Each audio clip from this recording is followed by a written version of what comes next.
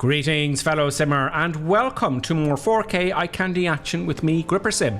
Today we're located in Heligoland, starting from the small island of Doon, 70 nautical miles from the German mainland.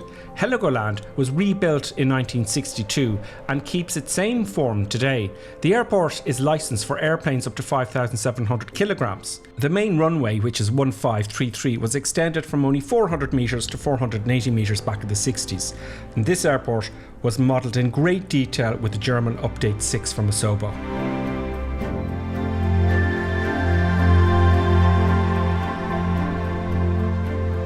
But that's not why we're here. We're here to review Asobo's model of the JU-52. Asobo are the people who designed and built Microsoft Flight Simulator for Microsoft. So this is going to be a yardstick where other third-party add-ons will be judged by.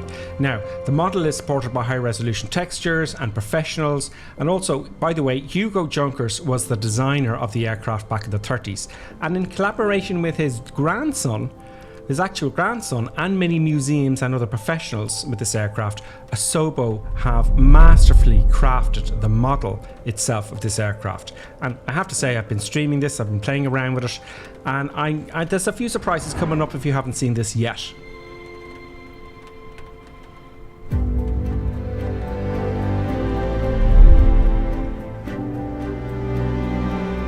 While you're looking at this lovely footage, have a look and pay attention to even the little dents in the airframe, etc. Now, does this aircraft come with a second cockpit?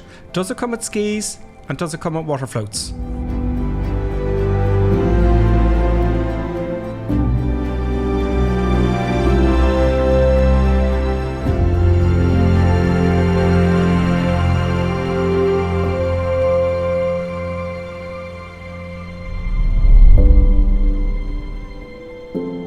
So I can't find any faults with that. It's of course perfectly clean. It's not dirty. Now the little thing sticking out the front, by the way, is your oil. Yeah, it's to measure your oil. I love the interior. It's very well done. It just adds to that immersion. Let's now have a look at the cockpit. And yes, you can open up the window on the top and you can open up the windows on each side. And yes, the sound does change. This model of the cockpit, is there only one model of the cockpit? Yes, I'm just going to keep you guessing. But let's turn around here and have a look at the interior. Very clean, very spotless. I mean, is there any other way to produce the aircraft? I'm sure the mods will come up with a dirty version if you want, you know, with the dirt of the oil around the engines, etc. But this particular cockpit is actually the retrofit model. It's the retrofit, meaning it's the retrofit to the more modern cockpit so they can fly legally. There are 5 of these aircraft flying around the world. I'm not sure exactly where, but there are 5 of them. This is one of those. As you can see, the reflections from the instruments, the texture of the wood on the control column, and every detail, by the way, and every sound, as you'll see when I fly it now shortly, every little detail has been paid attention to. There's the compass there, so you can stay the compass with your instruments, etc, etc. So as you can see, the cockpit is incredibly atmospheric and it is really, really seriously well done throughout. This is the 1939 version of the cockpit. Yes, you get both. As you can see, the bubble effect from the instruments of the glass kind of concaves out, if you like, convex if you want, if you will, and the details, the scuff marks, there's a little bit of dirt around there. They've kind of aged it a little bit, and that is, you see there's no panel behind them, and that is pretty damn impressive. So what, for $15 you get both cockpits, the retrofit and the 1939 model. Absolutely stunning. Of course, I'm not flying this model because I can't read German. Shame on me. Where's Colonel Klink when you need him? So also the inside of the cockpit is also the 1939 model there. I noticed some flashing there from the windows. I didn't notice that before, but this is just a typical thing that'll be fixed with Asobo as they update the software. Look at the old school seats. Quite incredible.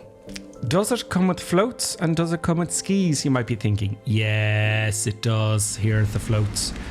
One thing I noticed with floats on, it does gently bob up and down in the water, which is, I don't think I noticed that before on the other aircraft, but it does bob up and down, and they have extra liveries with the floats. And there's other liveries with the skis as well, and I'm looking forward to streaming this. By the way, I'll be streaming this again this Sunday, 2100 hours with Colonel Klink, as always, Irish time, 2100 hours, 9 o'clock in the evening, and yeah, to be crazy madness.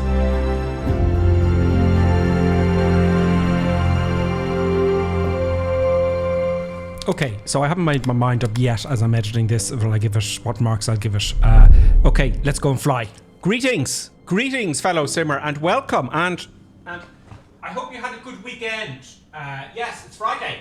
It's Friday, and it's the JU52 weekend if you're into flight simming on Microsoft Flight Simulator. What we're going to do is I'm going to show you a quick 15, I think it's 14 steps to start the engines on this aircraft. I've made a very simplified version for myself, but if you're new to flight simming, you need to watch this if you've just discovered this channel, okay?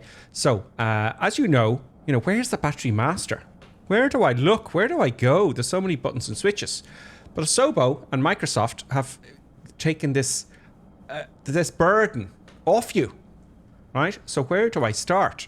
Well, you can do this. You go into here, the checklist, in the middle of the screen, move your mouse to the middle of the screen, go to the checklist. And it has a checklist for the aircraft. This is why Asobo is brilliant. Now, let's just have a look here. If I go to Cockpit Checklist, right? It has the battery switches here, right? So I highlight that. I hit the little I button, look. I'm going to hit the little I button. And it takes me right to the battery master, and it even highlights the switches here. Yes. And you can run through this checklist as much as you like. And it shows you everything. But for this simplified checklist, I'm just going to go through the 14 steps that I know it's not correct and proper, but just to get the engine started. So the first thing you want on any aircraft is kick off the batteries, because the batteries supply power to the engine, starter motors, etc. Right? So batteries. You've obviously checked your fuel first. So by the way, yeah, the fuel is here. Okay, so yeah, I know. I'm not very good with the fuel. I always give myself not enough fuel on purpose, but that's the right side for the fuel. Then we have the other side, that's both, and that's the left. So I'm going to leave it on both so the fuel's sorted out. Okay, we've plenty of fuel for this little flight because we're going to do a quick circuit, and you're going to see a takeoff and landing, short field takeoff and landing, very, very short and dangerous. Here's the battery masters here. So 1 and 2. Happy days, we're supplying power now to the aircraft. Also, to start these engines, you want to look behind you. Let me just move my view a little bit to here.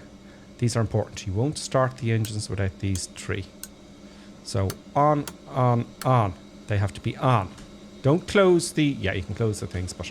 yeah, okay. So anti-collision light would be nice, I suppose. That is a red light underneath the aircraft to tell everybody around that you're going to start the engine. So that is on. So that's on. The nav and strobe. This is a 3-way switch. So that's off.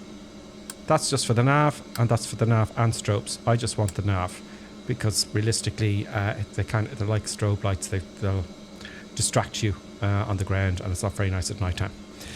So I'm just leaving the nav lights on. Radio master switch to normal. Now, I have side techs here, and they're all blanked. They're all blanked out. So the radio master switch is down here. Radio master, have it on norm.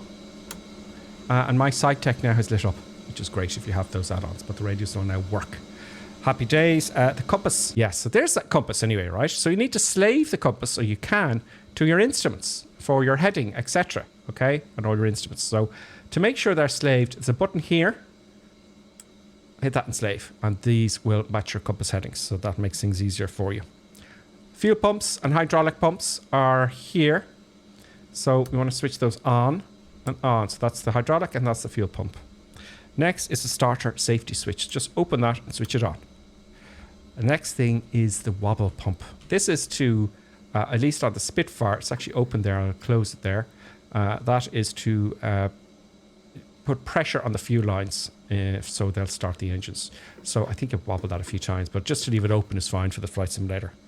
Let's start the engines. Now, first of all, with the engines, I know you should start them one at a time, but I don't have all the physical levers, okay? So I'm going to put them all into the correct position. So the red lever to start, that is here. That's on the checklist, the Asobo checklist. So usually they're up here to off. So that's not supplying any oil. You don't want that. So I'm going to put it down to start. I'm putting the mouse wheel over the... Yeah, I think you want to start up here because they kind of get in your way. So they're up to start. I'm using the right wheel to move them down. After takeoff, I should put those in run, I believe. Yes. Next is prop. Yeah, the props have to be fully forward. When you get into the aircraft, they're actually set like this. So you want to have them fully forward. So the props are fully forward. That's the angle of the props. Okay. Mixture rich. Be careful of this one, folks, because I can get rid of that steering wheel. It's kind of in the way just by hitting there. There we go, the base of the steering wheel. Normally with the mixtures, they're up here for rich. But in this case, they're all the way down. All the way down for fully rich to start the engines. And then the magnetos to start. Okay, we're going to start the right engine first. And let me just adjust the screen so you can see it. It's here. Keep your eyes here. And let's start the right engine. Magnetos on to start. Okay, nothing's happening there. This is a common error here that I've actually made myself. I don't think these switches are on. 1, 2, 3. I think that's my problem. The engine starter switches. So let's try that again. And start again. Okay, ready? Oh.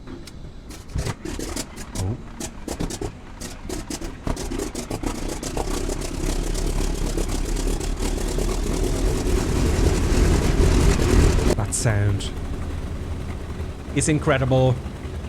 Let's open the right window as well. Okay, we're going to start the right engine next. I love the sounds. It's all about the eye candy, folks. Let's kick off the right engine, or the left engine.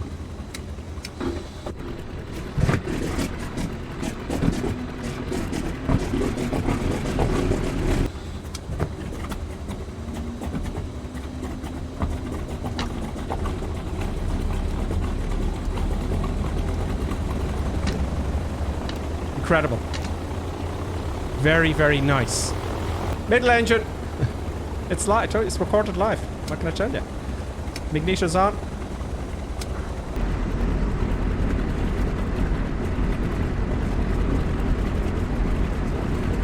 These yellow things here for the rudder trim, incidentally. Take the park brake off, and I should put these onto run here, shouldn't I? Yes. And we're golden. Fuel is good. Everything's good. Let's start taxing forward. Go on, Bessie. Oh, I like the way it takes a lot of power to get the whole aircraft moving there. I was thinking maybe I have the parking brake on or something, but it is a heavy aircraft, and I liked that. It gives you a real sense of realism. It really does.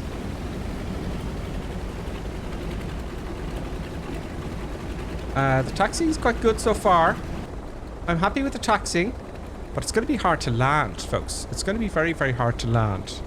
It really is. Okay, so moving forward nice and slowly. Go on. Oh, you've got a lot of power to get it moving. It gives a sense of weight.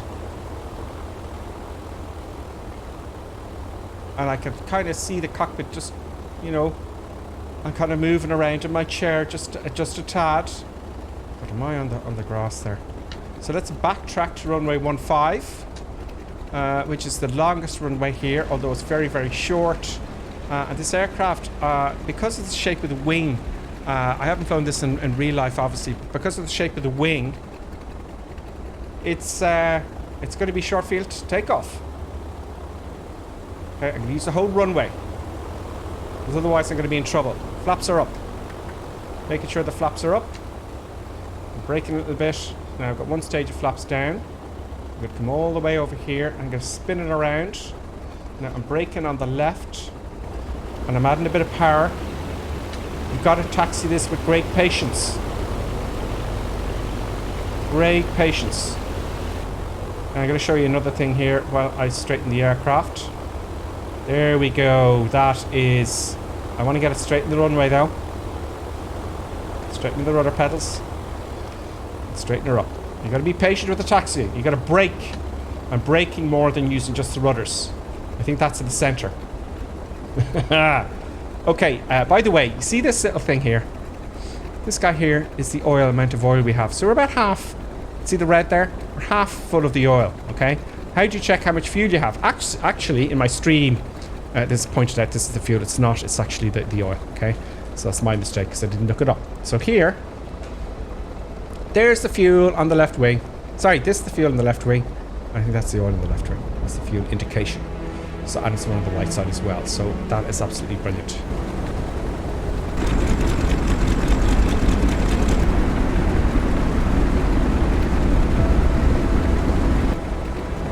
Adding power. Adding power nice and slowly. Lift my feet off the brakes now. Okay, off we go.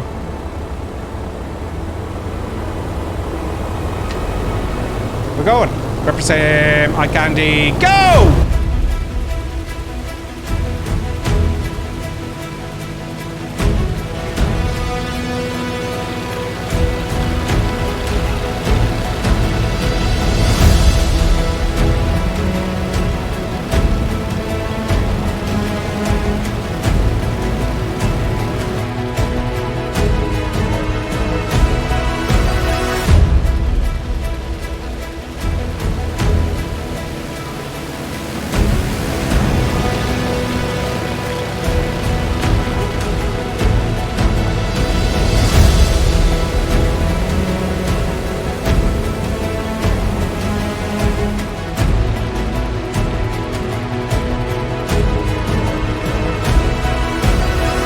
Swing it around, and we're going to climb in a bit to about 1,000 feet. Excellent. Now we're on the crosswind pretty much. It's a little bit messy, but that's fine. So now we're doing, oh, we're getting very slow. We're getting down to 70 knots there, folks. So it does fly very slowly. You would think it, you know, you would think that you need about 100 odd knots on final, but no. It can fly a lot slower than that.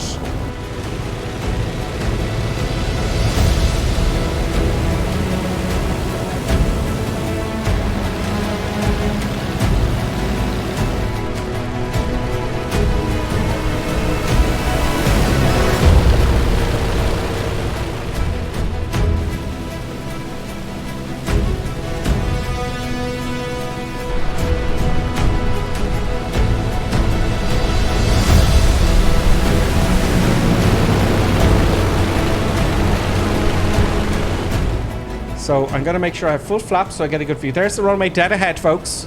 We're coming into Dune Island on final. And if I'm only going to give this one attempt. So I don't have to give loads of attempts, you know. So it seems to fly very well, very, very slowly. So I'm going to come back to 60 knots now. It's only 60 knots. I mean, it does have massive wings. You know, 60 knots, yeah, okay. You do have absolutely massive wings. Now, I've got to remember that these old aircraft, I think they had quite a shallow approach back in the day. Not like we do on a Cessna 172 or the likes. Feet on rudder pedals now. I'm pushing the center of the runway in between my legs. I'm aiming for about 65 knots. 65 knots. Now, also I've got to remember, there's a bit of aircraft behind me as well, so I'm going to land far down the runway. The first third of the runway. That seems stable. Make sure I'm trimmed. We've got 60 knots now. Wow, that is very, very slow. But it checks out with, you know, I'm just checking with the controls here. That kind of checks out. Let's concentrate. There's runway 15 and correct, right in front of me. All the power is slowly coming off now. Slowly coming off. I've got to remember I'm higher above the ground as well. Make sure those throttles are back. Oh god. Oh god. Get on. There we go. There's the wheels down. You see, it's tricky.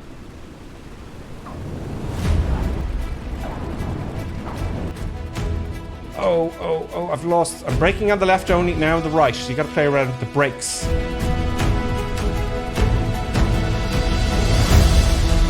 It's a tricky one. We've done it. Just right at the very end. Yeah, so you got to... For such a large aircraft, you know, you can fly it really very, very slowly. And it's fun to fly. It really is. I have to say, with regards to, right, with regards to the graphics are stunning. I'd say 10 out of 10 for the graphics. The sound, definitely 10 out of 10. I have to add some power here and brake at the left. The sound, definitely 10 out of 10, right? The atmosphere flying this aircraft while you're on the sim, and the immersion with the sound, the lighting, the graphics. You know, it's got skis, it's got floats. I'm going to backtrack here and park. It's got floats, it's got different liveries, it's got the two different cockpits, it's got the 1939 cockpit, it's got the retrofitted cockpit. The flying physics, I haven't flown one of these in real life, obviously, but It seems pretty interesting to me. We'd have to talk to a pilot that's flown these. And they are still flying. And overall, and the price is the $14. If you're into Flight Simulator, folks, or you're thinking of getting something in Flight Simulator, this is the most complete aircraft that a third-party aircraft. Although it is Asobo, the makers of Microsoft Flight Sim, what else do you expect? It's superb. 10 out of 10 for GripperSim. Let me know in the comments if you disagree. It's all right to disagree. It's all right to disagree. There's no fault in that. So, do you know what, folks? I'm gonna be streaming this now tonight. Again. Oh, I'm on the grass. So you can't see anything. Can't see anything. Try my best. I just can't see. If I can move my head, I'd have a better idea.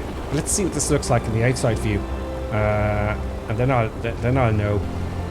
There we go. Lots of tires in there. This airport isn't meant for the size of aircraft, as you can see, but I'm very impressed, as you can tell. So let me know in the comments what you think of the JU-52. Let me know if I was too generous, but I think this is a benchmark. The reason I'm saying 10 out of 10 is because this is a benchmark for other third-party providers. I'm going to stop here.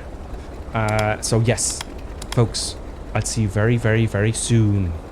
So I was actually quite rude of me. I didn't consult the producer of the stream and the channel on YouTube. So I thought it's only fair that I ask the producer what they think, if they concur. Bogus, what do you think of the J52? Do you think it warrants 10